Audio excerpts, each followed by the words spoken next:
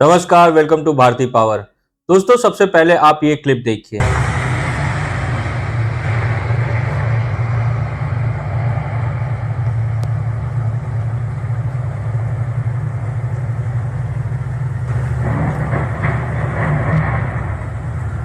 दोस्तों, आपने ये जो क्लिप देखा है, ये बोइंग का 787 ड्रीमलाइनर प्लेन है और इसको एयर इंडिया यूज कर रही थी और ये गुजरात के अंदर अहमदाबाद में क्रैश हुआ है और इसके बाद लगभग 265 लोग जो हैं जिनकी डेथ हुई है, अभी तक जो कंफर्म डेथ हुई है। जैसे आप इस क्लिप के अंदर देख रहे हैं कि जिस हॉस्टल में वो जाके गिरा, ये एमबीबीएस का हॉस्टल था, मेस था और उसके ऊपर गिरा है। और आप कंडीशन देखिए कि क्या हालत हुई है उस हॉस्टल की। और इसमें जितने लोग थे, काफी लोग घायल हुए हैं। माना ये जा रहा है कि 25 लोग जो हैं वो घायल हुए हैं और 5 जो एमबीबीएस स्टूडेंट्स थे वो मारे गए हैं। तो अभी ये ऑफिशियल डेटा है जितना गवर्नमेंट ने बताया। आगे जो ये नंबर है ये बढ़ सकता है।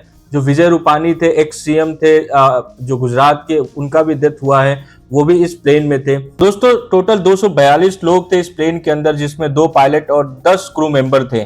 और उसमें जो लोग थे, जो ट्रेवलर थे, उसमें 169 जो है इंडियन नेशनल थे, 53 ब्रिटिश थे, 7 पोर्टुगीज थे और एक जो था वो कैनेडियन था। दोस्तों, इस प्लेन क्रैश में एक ये कह सकते हैं मिरेकल भी हुआ है, जिसमें विश्वास रमेश जो है वो बचे हैं। तो आप देखिए कि इस प्लेन के अंदर ये कितना बड़ा हादसा है। और ये हादसा इसलिए भी इम्पोर्टेंट है क्योंकि जो ये बोइंग का प्लेन था, इसको बहुत सेफ माना जाता है।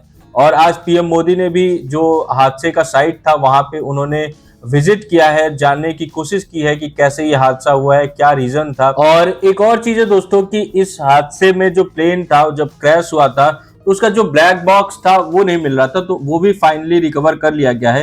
तो अब हम ब्लैक बॉक्स के थ्रू जान सकते हैं कि इस हादसे का रीजन क्या था, क्योंकि अभी तक बहुत सारे क्लेम आ रहे थे और इस क्लेम को अगर कुछ विराम लगा सकता है तो ब्लैक बॉक्स है, उसका जो इंफॉर्मेशन उनके अंदर जो है वो लगा सकता है। अब हम जानते हैं कि ब्लैक बॉक्स है क्या। तो ब्लैक बॉक्स दोस्तों एक छोटा मशीन है जो इंफॉर्मेशन रिकॉर्ड करता है। इसमें अगर हम थोड़ी सी इसकी हिस्ट्री की बात कर ले तो इसका ओरिजिन जो है वो 1950 में हुआ था। इसका कलर है वो ब्राइट ऑरेंज या येलो रेक्टेंगुलर बॉक्स में रखा जाता है और ये बहुत ज्यादा बड़ा एक्सप्लोजन को झेल सकता है, फायर को झेल सकता है। अगर वो समुद्र में गिरता है तो जो वाटर का प्रेशर है उसको झेल सकता है, हाई स्पीड जो क्रैशेस होते हैं उनको झेल सकता है। तो बहुत स्ट्रांग बनाया जाता है इसकी बॉडी। दोस्तों, किसी भी प्लेन के अंदर 2 ब्लैक बॉक्स होते हैं।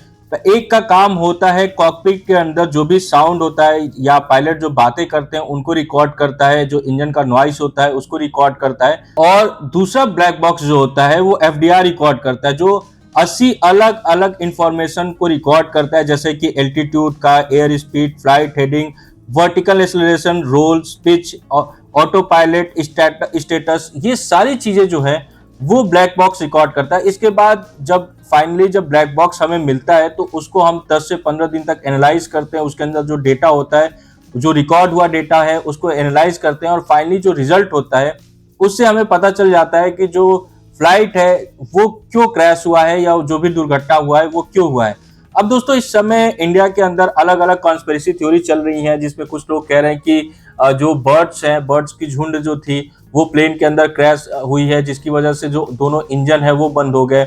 कुछ लोग कह रहे हैं कि जो लैंडिंग गियर है वो सही तरीके से बंद नहीं हुआ था, इस वजह से जो प्लेन है वो क्रैश हुआ है। तो अलग अलग थ्योरीज निकल रही है, जैसे कि आप इसमें देख सकते हैं कि एक आर्टिकल है जिसमें अलग अलग 3-4 थ्योरीज हैं, जिसके बारे में आप ये पढ़ सकते हैं वीडियो को रोक के।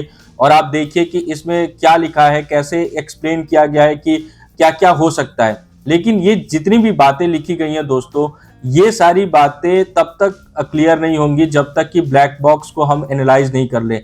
एक बार ब्लैक बॉक्स को एनालाइज कर लेंगे हम तो सारी बातें क्लियर हो जाएंगी कि किस वजह से जो प्लेन है वो क्रैश हुआ है। तो अभी जितनी भी बातें चल रही हैं वो उसका कोई मतलब नहीं बनता है। दोस्तों, अगर आपको हमारी वीडियो अच्छी लगी हो तो प्लीज लाइक और सब्सक्राइब करें, शेयर करें। धन्यवाद।